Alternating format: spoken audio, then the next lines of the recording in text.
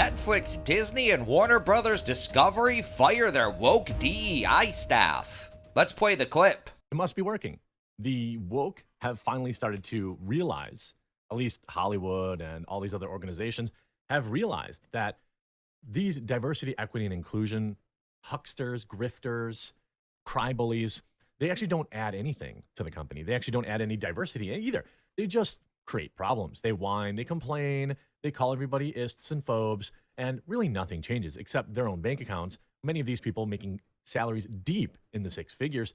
While there has been a woke purge, not only Disney, not only Netflix, not only Warner Brothers, they have all decided to get rid of their diversity, equity, and inclusion chiefs. I'm sure it's just a coincidence, though. I'm sure it's just a coincidence that they're doing this in a time in which Hollywood box offices have never been lower. I'm sure it's just a coincidence that Netflix is struggling deeply with failed adaptation after failed adaptation. Every little once in a while, there's a little peanut in the little steamy pile that they leave on your front lawn, like Squid Games, but that's not even their product. Now, activists are upset that these companies are getting rid of these losers, and you just hate to see it. Or if you're me, you're extremely happy to see it because it means that we're making a difference. It means that maybe down the line, we could get some decent entertainment. Equity activists outraged at Disney and Netflix for forcing DE&I chiefs out. Diversity activists are accusing the entertainment industry of, quote, corporate blackface and running out of white guilt after a number of diversity, equity, and inclusion executives at top entertainment and media companies suddenly stepped down or were forced out of their roles. Gee, who wouldn't want these people around, right?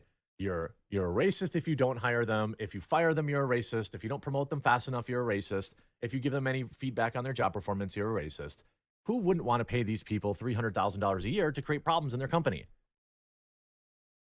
Between June 20th and July 3rd, 5 executives overseeing DE&I initiatives at leading entertainment companies, including Disney, Netflix, and Warner Brothers and Discovery, left their posts. It's a purge. They got bought out.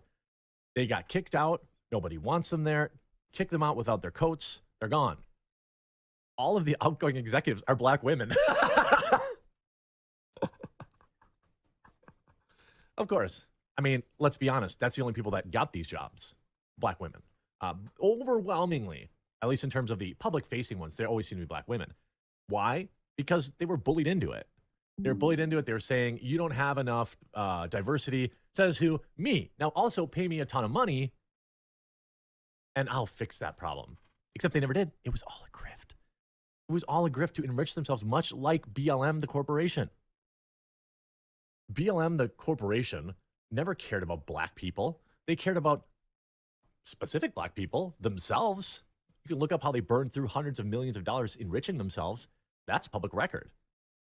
How Patrice Cullors, the former leader or whatever, CEO, is under heavy scrutiny for enriching herself. Where'd all that hundreds of millions of dollars go from the black community? No. It went to a few of them.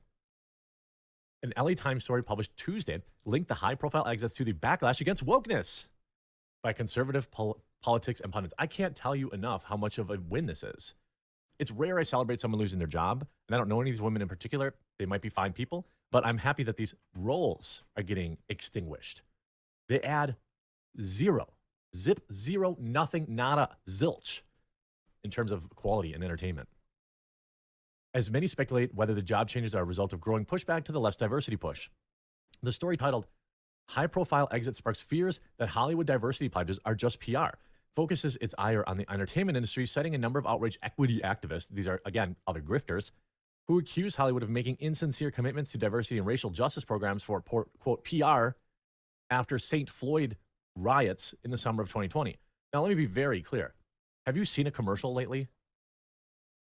When's the last time you saw a commercial that was like a white couple? Or a straight white couple, I should say. I got to say, it's extremely rare. They're usually interracial. If they're white, they're gay. It's very obvious that Hollywood made a commitment to diversity. Of course, swinging the pendulum so far the other way that their own customers no longer identify with their product. But that's a story for another time. Companies have since begun to scale back such commitments, and in some areas, employees dedicated to diversity initiatives, leading some insiders and advocates to fear that the doors to more opportunities once again have been slammed shut. In the LA Times story reads, quote, 2020 was the year that we were definitely making strides, but there wasn't any strategy. There wasn't any plan. Kim Creighton, the self-described anti-racist economist and author of the book Profit Without Oppression, told the LA Times. It was a PR moment, corporate blackface. I told the people at the time, white guilt isn't going to last. Well, I don't have any guilt for being white, and nor should people who are black have guilt, or Asian, or any. You should have nothing to be guilty for based on the color of your skin. The idea that in 2023 in the West, that black folks don't have the same opportunities as anyone else is absurd. Harvard is giving the black community 300 extra points on their SATs to qualify them for admittance, even if they don't qualify on their own merits. Harvard is reducing 200 points off SAT scores of Asian students. Are you kidding me? It's never been a better time to be climbing the corporate ladder and being anything but white.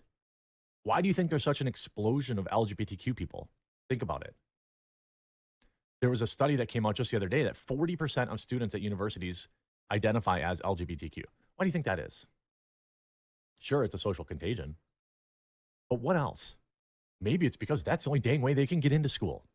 Maybe that's because that's the only way they're getting high-paying jobs. And then these companies hire these people based on who they sleep with. And it backfires. And it doesn't work.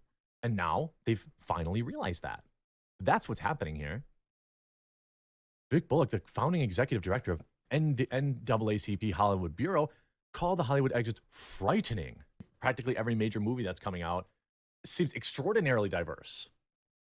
Very, very diverse. And that's not necessarily a bad thing. It's just about hiring the right person for the job.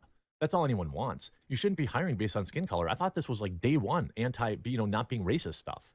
It's still racist if you're saying it about anybody else. It's not any other race other than black people. It's still racist. If you're making a decision based on someone's skin color, that's racist, okay? I don't care if it's white people or if it's Asian people. Billions of dollars were committed, Madison said.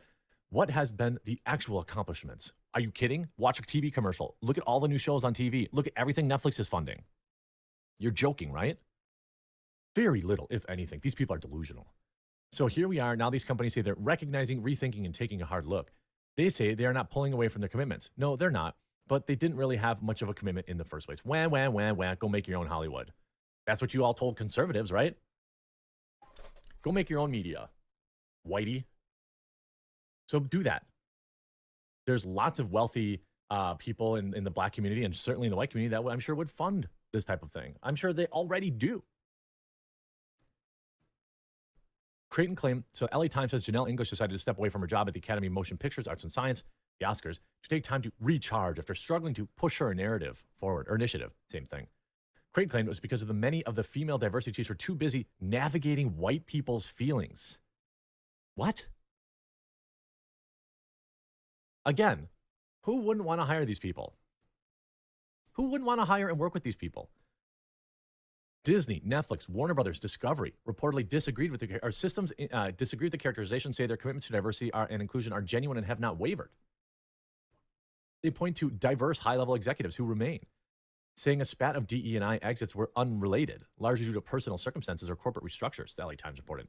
Disney, Netflix, and Warner Brothers Discovery could not be reached for comment. The DEI push is not just being scrutinized in Hollywood. In corporate America, similarly themed ESG movement, which has companies prioritizing social justice and the green agenda, have faced such public backlash that the CEO of BlackRock, which is widely seen as a champion of the ESG cause, expressed remorse last month, saying he was ashamed of being a part of the conversation, reframing such principles as consensus capitalism. This is a huge win. Congratulations out there. Maybe we'll actually get a good movie once in a while. I think this is awesome. This whole DEI thing has completely backfired, and I just think it's kind of hilarious. They participated in all this ESG stuff that BlackRock tried to push, and then it just backfired. It turned off their customers, and then, of course, it tanked their stocks. Who would have thought? It's really funny when they started this ESG thing. They just have so much money and power that they don't even know how normal people operate anymore. They're like, oh, we're going to do all this ESG stuff, and customers will love it. No, it won't affect customers. It won't affect revenues or anything. Yeah, you have to do this. And you want investment, you have to do this. And customers won't care. Boy, were they wrong. Maybe companies can actually get out of politics and focus on, I don't know, making a good product or customer experience. Now, hopefully this will help division in the country a little bit. Everyone's so divided, like the whole Target and Bud Light thing, the boycotts just divide people even further. Get companies out of politics, and I bet there's just some division in the country will actually, get solved. I also expect way more companies to start following suit like this. If Disney and Netflix, these huge companies are doing this, I'm sure a bunch of other companies are going to probably start following suit. Target and Bud Light, maybe they should consider this. But that's just my opinion. What is your opinion on this story? Please let me know in the comments below. Also, be sure to smash that like button, subscribe to the channel for daily news updates, hit that notification bell, and share this video to help spread the news. Thank you so much for watching, and I'll catch you in the next one. Peace out.